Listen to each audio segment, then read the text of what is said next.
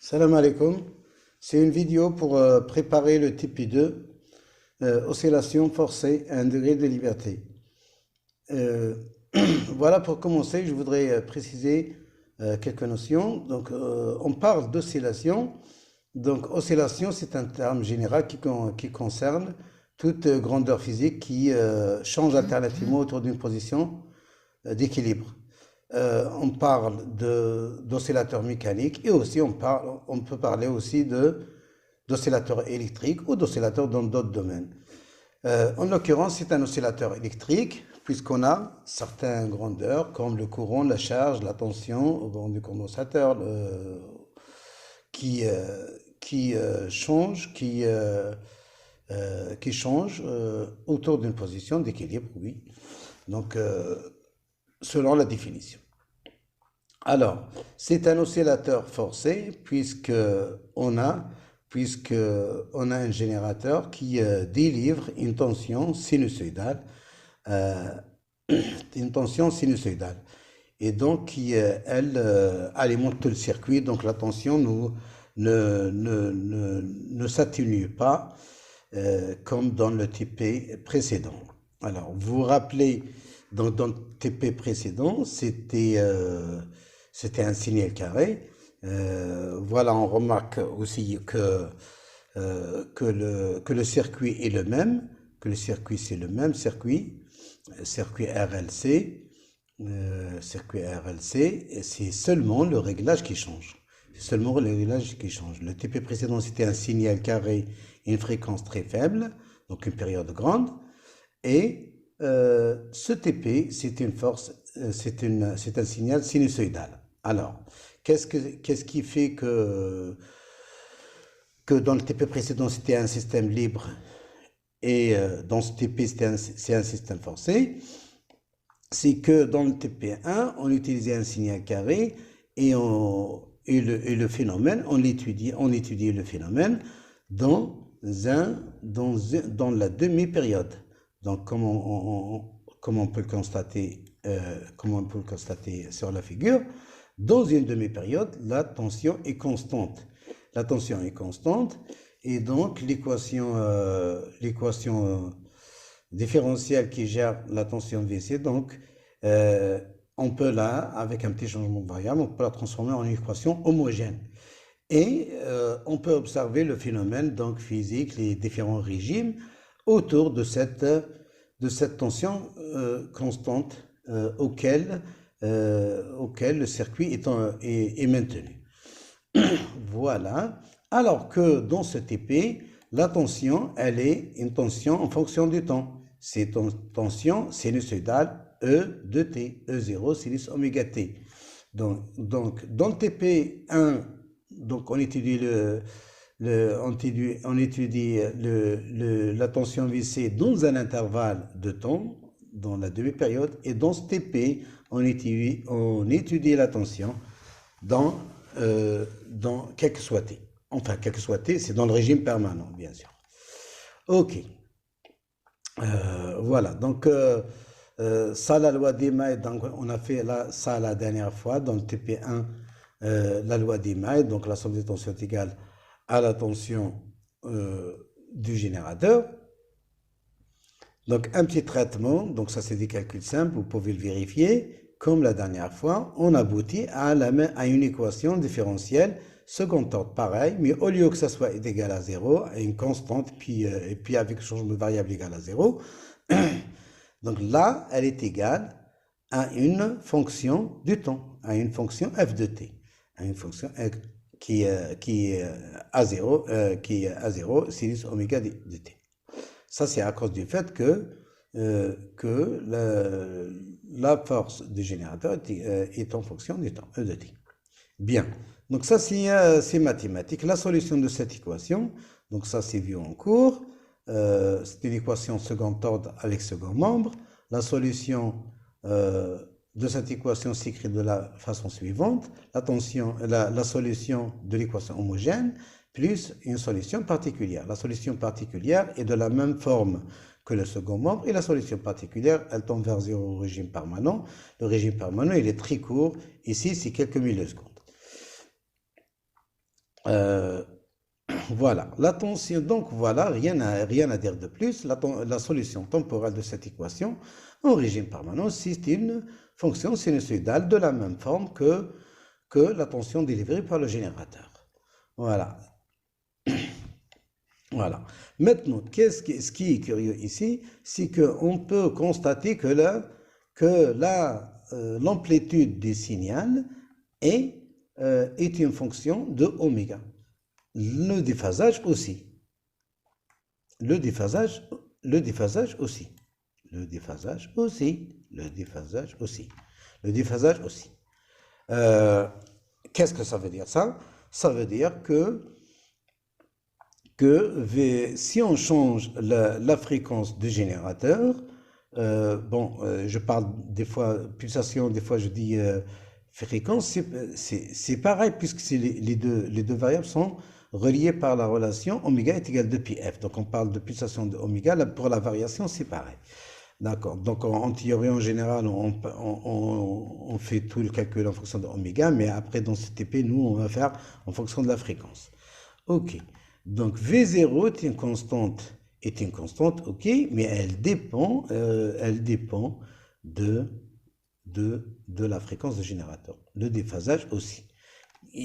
On va voir aussi que sur l'oscilloscope que la période, on va voir que la période aussi dépend du signal, dépend de la fréquence normale, puisque la période de la solution est la même que la période du générateur. Voilà, donc d'après cette formule-là, on peut prévoir déjà, si on change la fréquence, qu'est-ce qui va changer? Il va y avoir un changement sur la période, puisque c'est la même chose. Donc si je change la fréquence du générateur, je vais avoir ici la période qui va changer sur le signal, ou bien s'étaler, ou bien se condenser. Ça, c'est à cause du fait que la fréquence change. On va voir aussi que l'amplitude change aussi, puisque elle est là l'expression, on voit bien que la constante est une fonction oméga, et le déphasage aussi. Donc nous, dans le TP, on s'intéresse à ces deux grandeurs. On s'en fout de la variation de la période. On s'intéresse à l'amplitude et au déphasage. À l'amplitude et au déphasage. Voilà, déjà, on peut essayer de tracer ça. Ça, c'est une fonction de oméga et phi est une fonction de oméga. Donc, si on trace ça théoriquement, hein, on peut constater déjà lorsque oméga tend vers l'infini, ça tend vers 0. Lorsque oméga égale à 0, donc ça fait E0. Hein, donc, on peut tracer ça qualitativement. Donc, à l'infini, ça c'est 0. Et lorsque oméga tend vers 0, E0. Alors, au milieu, comment on fait? Comment on peut savoir si ça passe par un maximum ou pas? Ben, il faut faire, comme on a l'habitude de faire dans les types de fonctions, on fait la dérivée par rapport à oméga égale à 0. Eh ben, en effet, on trouve qu'il y a une valeur qu'on appellera oméga r, qui est égale à racine de oméga 0 carré moins 2 delta carré, qui annule la dérivée. Donc, on en déduit que cette amplitude présente un maximum pour cette valeur, pour cette pulsation. Aussi, le graphe de déphasage, il est de cette forme, comme ça, le point d'inflexion ici, c'est oméga 0, ça on peut le constater d'après l'expression, lorsque oméga égale à oméga 0, donc ça c'est l'infini, arc tangent de l'infini, c'est P sur 2. Donc ça, c'est P sur 2 ici. Là, c'est en degrés. Très bien. Donc maintenant, dans ce TP, enfin, qu'est-ce qu'on va faire? On va réaliser ces deux expressions, ces deux graphes, les deux graphes ici, les deux graphes, mais expérimentalement. Donc on va mesurer les amplitudes en fonction de la fréquence, donc, le déphasage en fonction de la fréquence, et on dessine les deux graphes. Ça, c'est le premier but. Voilà, donc pour la mesure de l'amplitude, je peux vous montrer déjà comment faire. Ici, j'ai un petit simulateur ici. Donc là, c'est le circuit RLC dont on a parlé. Donc là, j'ai pas mis le pont diviseur ici, mais parce qu'il ne fait pas partie en réalité du circuit, c'est juste pour réduire la résistance interne. Donc je suppose que bon, le générateur là, il est comme il faut. Alors, là, j'ai mis en dur, donc son amplitude c'est E0, c'est 0,6. Donc dans le TP, nous, on va utiliser 0,4. Voilà. Là, je suis placé sur CH1. Donc, ce qu'on va faire d'abord, c'est qu'on va réaliser le circuit. Voilà, L, R, C, etc. Donc, les deux voies de l'oscilloscope sont reliées. La première pour mesurer la tension d'entrée et la deuxième pour mesurer la tension VC. Donc, ce qu'on va faire d'abord, c'est qu'on va mesurer la tension d'entrée et la régler à 0,4 volts en amplitude. Donc là, je suis sur la première voie qui va me donner la tension d'entrée. Donc je vois que c'est réglé parce que c'est fait en dur, je l'ai fait en dur dans le programme, donc ça fait c'est 0,6 tel que c'est marqué ici. Aussi dans le TP, on va voir parce que ça fait une semaine que les gens font les TP, donc vraisemblablement vous trouvez que les oscilloscopes sont que tout est réglé à 0,4 volts. Donc, mais quand même, il faudra vérifier. Donc, la première chose, c'est d'utiliser le basculateur. Donc, ici, sur ce modèle d'oscilloscope, donc pour régler le CH1, donc on appuie sur CH1. Dans d'autres modèles, il y a mode ici, le sélecteur. On choisit CH1 pour visualiser la tension d'entrée et on règle à l'aide du bouton amplitude du générateur, celui-là, là, pour régler l'amplitude à 0,4 volts. Donc avec un calibre de 0,2, avec un calibre de 0,2, normalement, il faudra deux carreaux, donc plus 0,4 et deux carreaux aussi pour moins 0,4. Voilà. Une fois que c'est réglé la tension d'entrée, on va voir la tension de sortie, c'est-à-dire la tension au bord de WC, au bord du condensateur. Donc, comment on va faire? Donc, on a dit que on va tracer quoi? On va tracer l'amplitude et en fonction de la fréquence. Donc, ça veut dire qu'il faudra mesurer l'amplitude à chaque fois, à chaque fréquence. Donc, on a le GBF qui nous permet donc de jouer sur la fréquence. Et puis, à chaque fois, on mesurera l'amplitude correspondante. Et on dressera un tableau dans lequel il y aura fréquence, amplitude, fréquence, amplitude, fréquence, amplitude. Et on pourra tracer après le graphe amplitude en fonction de la fréquence. Voilà, comment on va faire? Eh bien, voilà. Par exemple, on augmente la fréquence et on regarde le signal. Donc le signal, c'est toujours une fonction sinusoïdale, comme prévu par la théorie. C'est l'amplitude qui change et le décalage qui change. Et la période, vous voyez que ça change aussi. OK. J'augmente encore la fréquence. Voilà, je vois déjà que ça commence à augmenter. Voilà, ça dépasse un carreau. Voilà. Voilà. Ça augmente. Voilà, et ça dépasse l'écran. Donc, qu'est-ce qu'on voit? On voit qu'en modifiant la fréquence, tel que prévu par la théorie, modifiant la fréquence, je modifie la tension. Je modifie la tension. Alors, ici, lorsqu'on voit que le signal dépasse l'écran, il faudra augmenter le calibre. Voilà, je ne vois pas encore tout. Oui, là, je vois tout. Donc, j'augmente encore 9, ça diminue. Donc, ça veut dire que la résistance est bien avant. C'est 7, c'est plus petit. Donc, c'est entre 8 et 9. Entre 8 et 9, là, j'affine le pas. Donc, 8,1, voilà. 8,2, ah ben, ça dépasse, j'augmente encore. 8,3, ça dépasse encore. Et j'augmente encore un coup le calibre. Voilà, là tu peux voir. 8,4, ça diminue un petit peu. 8,4, 8,5, ça diminue. Donc la résonance est avant. Voilà, ça augmente. Et là, ça diminue. Donc, c'est 8,3, entre 8,3 et 8,4. Et c'est comme ça, c'est cette manière qu'on va procéder pour déterminer cette fréquence qui correspond à l'amplitude maximale. C'est ce qu'on appelle la fréquence de résonance. Voilà. Ensuite, donc, pour déterminer la fréquence pour différentes valeurs de la résistance, on modifiera dans le circuit, on modifiera la résistance et on refait pareil. On reprend depuis une valeur petite. Pareil, et on va chercher la fréquence qui correspond à l'amplitude maximale, hein, pour les différentes valeurs de la résistance que je vous ai données qui sont données dans le TP. Hein, c'est 100, 200, 0, 100 et 300. Ok, bon ben là j'espère que c'est clair ici.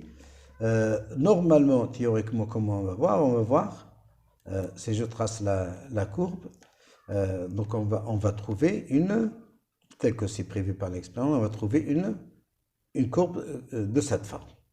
Alors, si la résistance était égale à 0, c'est ça. Si j'augmente la résistance, l'amplitude en fonction de la fréquence sera quelque chose comme ça. Qu'est-ce qu'on constate?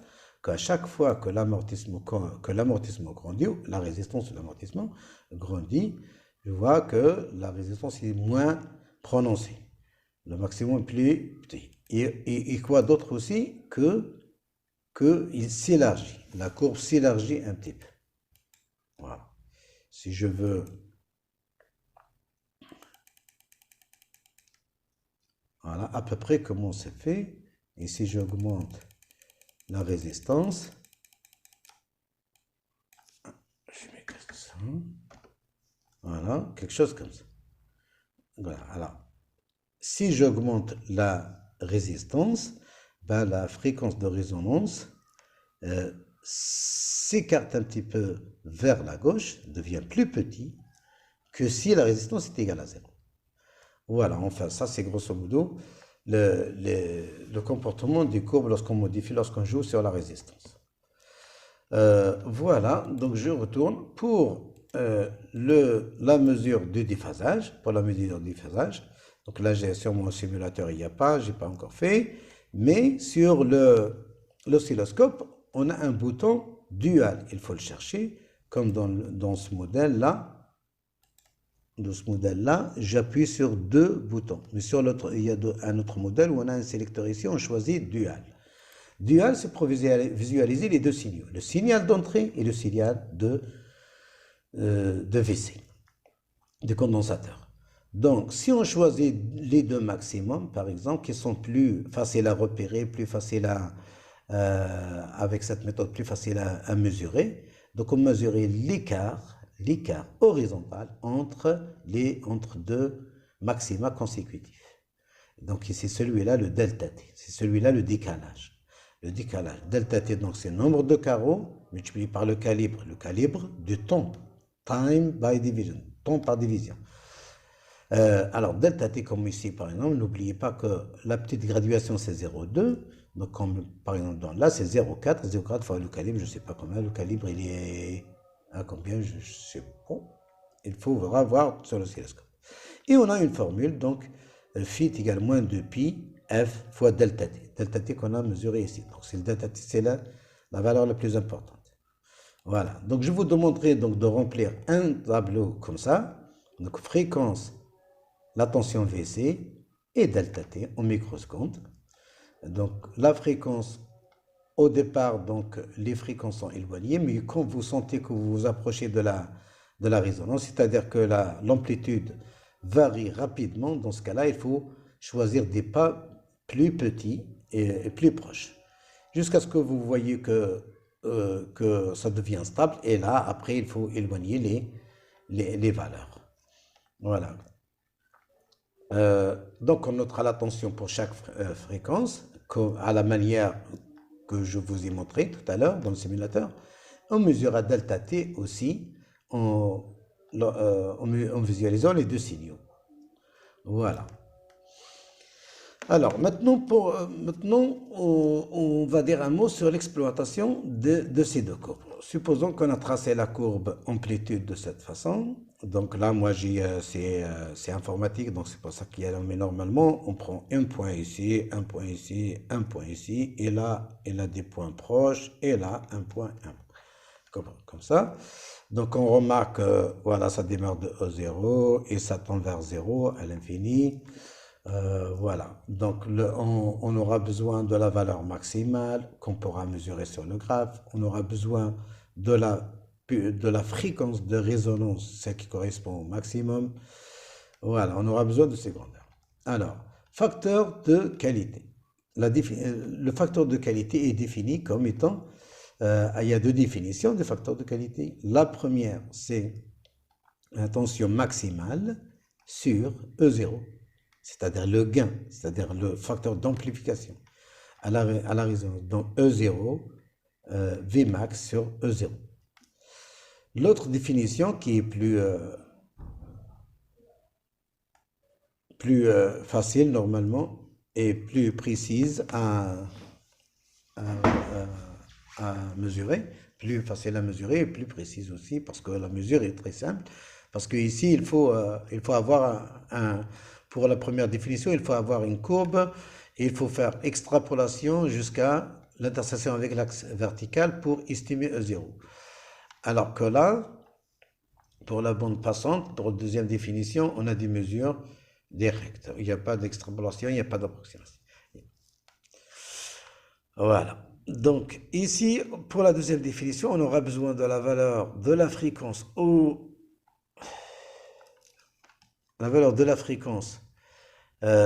correspondant au maximum. Les deux fréquences F1 et F2 correspondent à la bande passante, délimitent la bande passante à moins 3 décibels. C'est comme ça qu'elle est nommée. Alors, comment on les détermine? Eh bien, on calcule. Ils correspondent à la tension Vmax sur racine de 2. Donc, on tracera à la droite Vmax sur racine de 2, comme sur la figure. L'intersection avec la courbe nous donne facilement F1 et F2. Voilà, F1 et F2, ce sont les deux valeurs qui délimitent la bande passante. La bande passante, elle est définie en fonction de oméga, c'est oméga 2 moins oméga 1. Donc, si on veut l'écrire en fonction de F2, F1, donc c'est 2 pi F2 moins F1. Voilà. Pour les petits amortissements, donc B, on peut l'assimiler à la valeur de delta. Donc B est égal à 2 delta, approximativement lorsque l'amortissement est faible. Où delta est toujours dans le circuit égal à la résistance totale sur 2L. Et la résistance totale, donc, c'est la variable plus tous les autres circuits parasites qui sont dans le circuit, régénérateur, bobine, les fils, les connecteurs, etc. La fréquence de résonance, donc là j'ai noté la pulsation, mais on peut la transformer en fréquence, c'est facile. Oméga A est égal à 2 pi FR, voilà, est égal à 7.